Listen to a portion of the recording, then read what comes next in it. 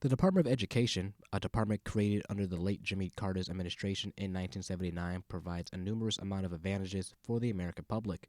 Their main goal is to establish education policy and administer education assistance across the country, mainly in the form of funding.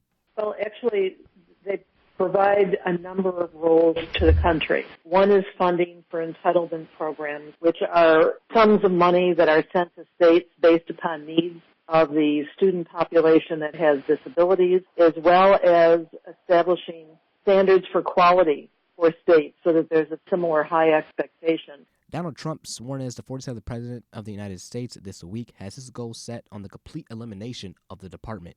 Very early in the administration is closing up the Department of Education in Washington, D.C., and sending all education and education work and needs back to the states. We want them to run the education of our children. The president cited the country's poor ranking of education and fiscal responsibility for the wanted cuts. To completely eliminate the department, President Trump would need congressional approval, which is highly unlikely given the narrow majorities in the House and the filibuster rules in the Senate. However, the Republican Party under President Trump's leadership could significantly cut funding to the department through the budgetary reconciliation process, effectively making the department inoperable. The loss of funding could potentially affect thousands of students and families across the country.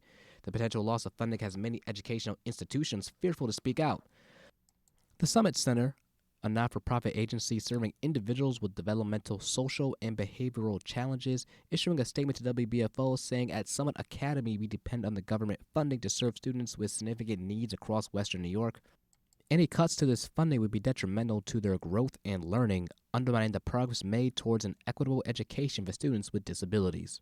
Congress passed a continuing resolution in December before their holiday recess. The resolution will keep the government funded until March 14th, in which the new Republican-led Congress will choose funding for the rest of the year. From WBFO News, I'm Jamal Harris, Jr.